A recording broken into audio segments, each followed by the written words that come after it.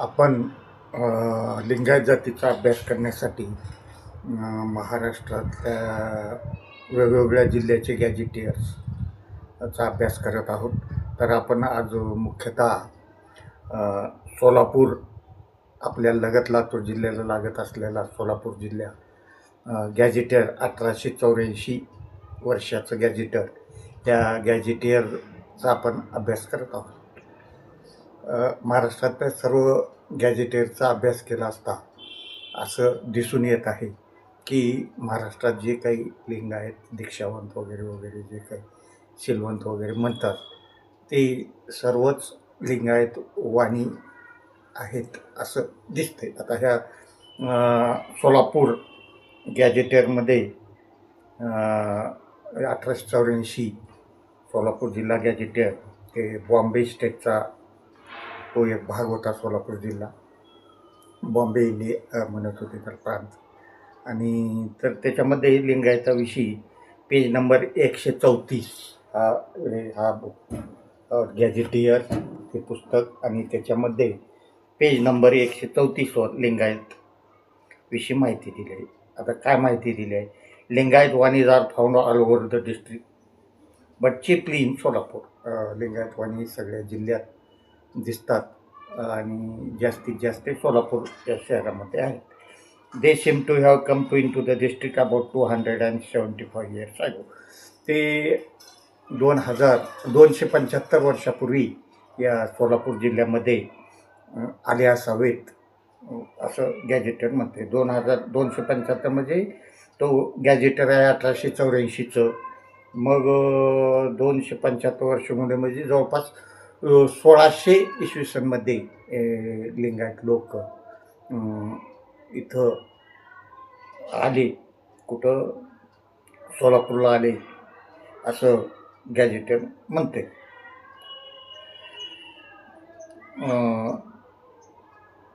आणि they seem to have come in to the district about 200 according to the Nandikeshwar पुराण.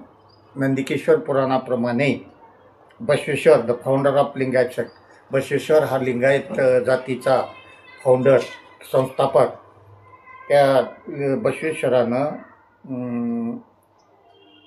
Born ब्राह्मण कुटुंबामध्ये बसवेश्वराचा जन्म झाला होता. बागेवाडी कलाडगी येथे त्यांचा ब्राह्मण कुटुंबामध्ये जन्म झाला होता आणि त्यांना दैवी शक्ती सर्व प्राप्त होती किंवा शंकराची त्यांच्यावरती कृपा होती. आणि त्याने ते बसवेश्वर म्हणजे नंदीचा अवतार होतो. ते शिवानं ब्राह्मण कुळामध्ये ब्राह्मणामध्ये शिवपूजा नसल्यामुळं, थोडं कमी प्रमाण असल्यामुळं नंदीकेश्वराचा अवतार हा बसवेश्वर हा नंदीचा अवतार आहे. बसवंत बागेवाडी इथं त्यांचा जन्म झालेला आहे.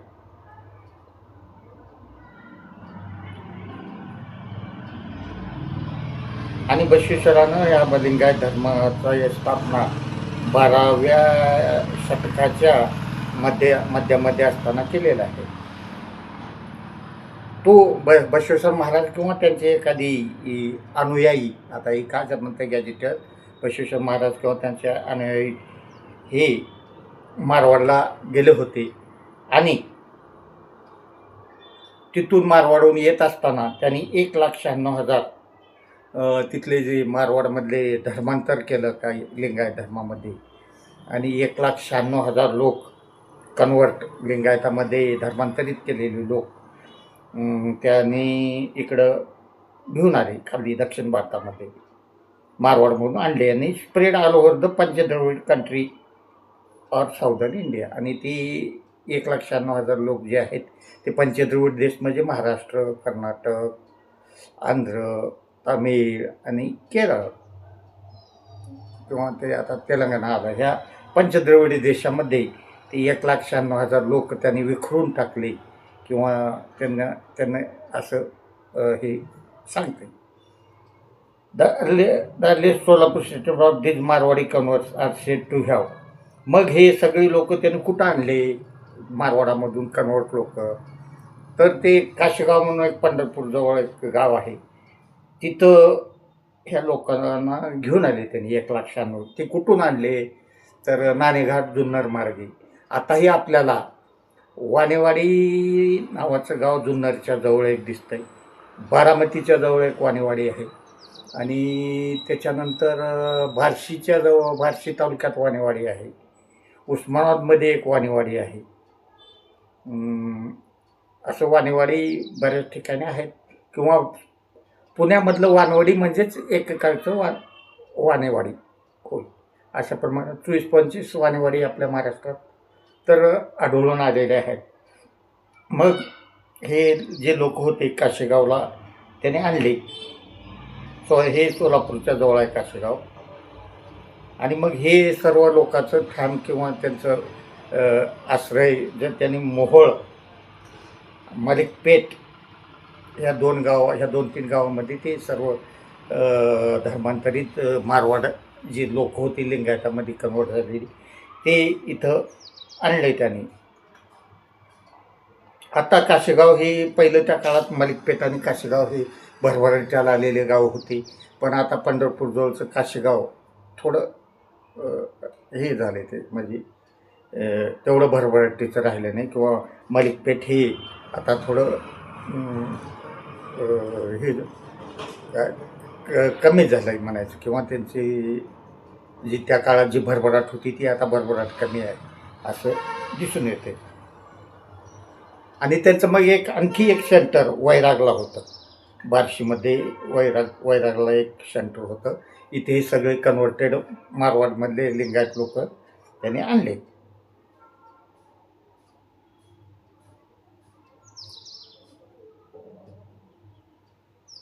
आता लिंगायताचे मुख्य कुळ किंवा गोत्र कोणते? भृंगी, नंदी, स्कंद, विना आणि वृषभ अशी लिंगायताची मूळ त्यांची गोत्र आहेत.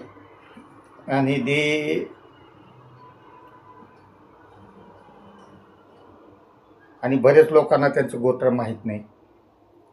ती एकमेकांमध्ये लग्न करतात आणि ते मग ह्या लिंगायत लोक असं पांडुला असं हे वरून आणलेले लोक इथं आणि की मग ते आता जी कोणतीही लिंगायत दिसतात हे सर्व ते बसवेश्वरानं मारवाडमधून आणलेले मारवाड देशातून कन्वर्ट करून आणलेले मारवाडी जैन लोक इथं महाराष्ट्रात बसवले. आता त्यांचे नावं काय बुवा हे जे लोक आहेत त्यांचे आडनावं ह्या इथं सोलापूर भागात काय आहेत ते गॅजेटेड म्हणते. त्यांचे ऐनापुरे आडनाव आहे, बर्गे आडनाव आहे, बोरके आडनाव आहे, गलाकाटू आडनाव आहे, कारंजे आडनाव आहे, कारे आडनाव आहे, कोरपे आडनाव आहे, लोखंडे आडनाव आहे, महालसेठ आडनाव आहे, राजमाने आडनाव आहे, समशेर आडनाव आहे आणि शिलवंत असे ह्या लोकांचे सोलापूरमधल्या लिंगायताचे आडनाव आहेत. बघ आता ही जी गोष्ट जी कन्वर्टेड लोक उत्तर भारतात मारवाडमधून किंवा उज्जैनमधून माळव्यातून जी कन्वर्टेड लोक उज्जैनहून आणले ते लोकांविषयी पुन्हा खाली तळटीपमध्ये सोलापूर डिस्ट्रिक्ट गॅजेटेड काय म्हणतं आहे? In the connection with the story of the worthy of the more, note that Ujjain in Malwa is one of the 5 chief or lion sects of Lingayat. लिंगायताचं एक मुख्य पीठ होतं शिवाचार्याचं उज्जैन शहा तिथं तो होतं. At the same time the story of converts brought from Marwar seems unlikely. हे gazetteer काय म्हणते ही जी लोक आणले म्हणते ती काही बरोबर वाटत नाही असं गॅजेटेड खाली तळटीपमध्ये म्हणते. Perhaps the foundation of the story was the conversion of local Jains who were afterwards confused with Marwadis, as most modern Jains come from Marwad. मग हे मारवाडी जैन लोकांचं धर्मांतरण केलं का किंवा त्यांचं लिंगायतामध्ये धर्मांतरण झालं असावं असं एक तळटीपमध्ये मारवाडी जे आहेत तिथले जैन धर्माच्या तत्त्वज्ञानाला कंटाळा असावे आणि मग त्यांनी लिंगायत धर्म स्वीकारला असावा. आणि त्यालाही काही आपले कारण आहे. आपण आता बघत असताना असं म्हणतो की एक काळ भारत हा जैन आणि बुद्धमय होता. हे दोन्ही धर्म भारतात मुख्यतः मोठ्या प्रमाणात होते. पण हळूहळू ह्या दोन्ही धर्माचा ऱ्हास होत आता तर ते जवळपास नामशेष किंवा 1-2% आलेले आहेत. मग हे धर्मांतरण जैनामधलं लिंगायताचं झालेलं हे असं असू शकतं. आणि ही बसवेश्वर महाराज किंवा त्यांचे एखादी अनुयायी मग आता अनुयायामध्ये न एखाद्या जाऊन त्या भागातून हे त्या उज्जैन पीठ जिथं आहे तिथं आमचं एक शिवाचार्याचं जे मोठं पीठ आहे जे 4 शिवपीठ किंवा 5 शिवपीठ आहेत त्याच्यापैकी एखादी इथं असं खाली आणलं असावं असं वाटतं. आणि हे सर्वच लोक वाणी मारवाडी आहेत किंवा मारवाड तिकडले आहेत. त्यामुळं इथं आल्यानंतर आता ही यांना लिंगायत वाणी म्हणून म्हणलं जातं. हे तिथले वाणी आहेत, व्यापारी आहेत. आणि इथं मग महाराष्ट्रात आल्यानंतर किंवा कर्नाटकातही जरी गेलं तर त्या लिंगायत वाण्याला बनजिगा म्हणतात. असं वेगवेगळं आता ज्या त्या प्रांतामध्ये ह्या लिंगायत वाण्याची वेगवेगळे नावं आहेत. तर आता हे लिंगायत वाणी महाराष्ट्रातले जवळपास सर्वच लोक लिंगायत वाणी आहेत. आणि महाराष्ट्र शासनाची लिंगायत वाणी या पोटजातीला लिंगायतातल्या OBCचं आरक्षण आहे. या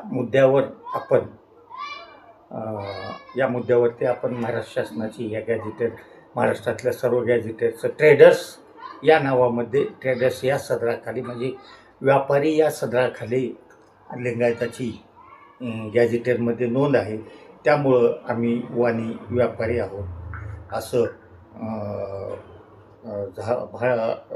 कोर्टात दावा करून शासनाचा पाठपुरावा करून आपण महाराष्ट्रातले सर्वच लिंगायत वाणी आहेत याची मागणी करून आपल्याला मराठा आंदोलनाच्या धर्तीवर एखादं आंदोलन उभा करून शासनाकडे मागणी मागावं लागेल. आणि OBCचं जे आरक्षण आहे ते लिंगायत समाजाला मिळवावं लागेल.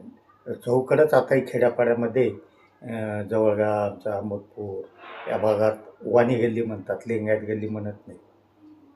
असं आताही खेड्यापाड्यात सर्व लिंगायताला वाणीच म्हणलं जातं आहे. त्यामुळं आम्ही वाणीच आहोत आणि लिंगायत वाण्याचं आरक्षण आम्हाला शासनानं दिलं पाहिजे. तर पुढे काय म्हणतं हे gazetteer, Lingayat Vanis are a religious people and worship all Hindu gods आणि गॉडेस. आणि ही जे लिंगायत वाणी लोक आहेत ते सर्व हिंदू देवदेवताची पूजा करतात. आताही आपण बघतो महाराष्ट्रातले सर्व लिंगायत जे आहेत हिंदू देवदेवताच्या पूजा करतात. एक्सेप्ट बसवेश्वर महाराजांनी ज्या लोकांना किंवा बसवेश्वर महाराजांना जे मानणारे लोक आहेत ते फक्त इष्टलिंगाची पूजा करतात, इतर देवाची पूजा करत नाहीत. हा भेद प्रमुखता महाराष्ट्रातल्या लिंगायतात आणि कर्नाटकमधल्या लिंगायतामध्ये दिसून येतो. पुढे ते गॅझेटर लिंगायताविषयी काय माहिती देते. लिंगायताचा गुरु हा जंगम असतो आणि ते जंगम सर्व पूजाविधी वगैरे लिंगायत समाजाची करत असतो असं गॅझेटर म्हणते. असं लिंगायताविषयी बरीच माहिती दिलेली आहे. लिंगायतामध्ये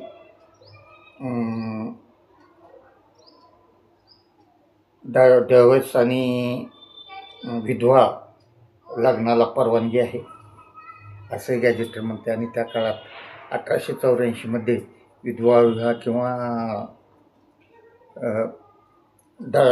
घटस्फोटीत झालेल्या महिलांचं लग्न करता येत होतं असंही इथून दिसत आहे.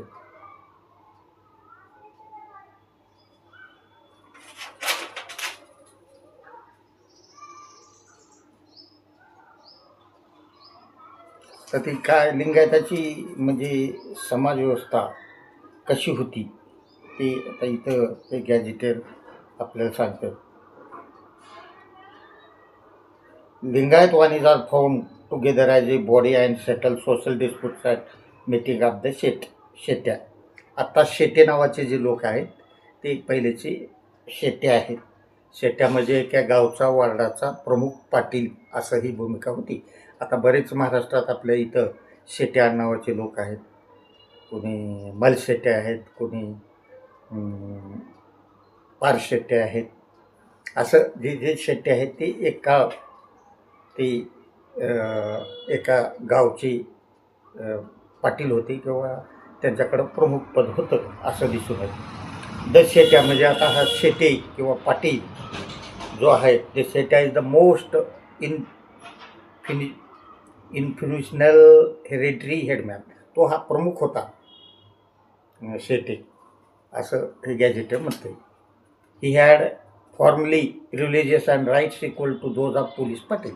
आणि हे शेटे किंवा शेटिया याला पोलीस पाटील आणि माडी पाटलाचे त्यांना अधिकार होते असं गॅजेटर म्हणते.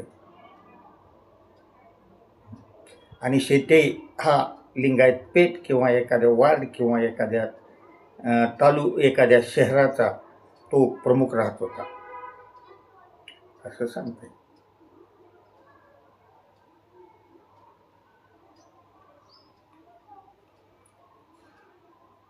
पुढे गॅजेटर असं माहिती देते की तो जे शेटे आहे तो the chief offences to the punish which meeting are called eating fish. मासे खाणारे, मटण खाणारे, दारू पिणारे, हू आर नॉट लिंगायट्स. आणि ही सर्व करणारे लोक लिंगायत नाहीत असं गॅजेटर म्हणते. असं सोलापूर गॅजेटेडमध्ये लिंगायताविषयी बरीच माहिती दिलेली आहे. आता ह्या आपल्याला याच्यामध्ये एक माहिती कळते की आपण मारवाड माळवा प्रांतातून आलेले इथं महाराष्ट्रात असावेत असं एक तर्क निघू शकतो. त्या 1,96,000 जे कन्व्हर्टेड लोक आले तर तो एक आधार आपल्याला ह्या अभ्यासामधून सोलापूर गॅजेटेडमधून मिळाला. आणि महाराष्ट्रातले सर्व लिंगायत वाणी आहेत या दोन गोष्टी आपल्याला गॅजेटेडचा अभ्यास केल्यानंतर कळाला. तर आपण त्याविषयी मागणी करून ही ओबीसी आरक्षणाची मागणी आपण पदरात पाडून घेऊ शकतो. जय बसव, जय लिंगायत धर्माचा जय.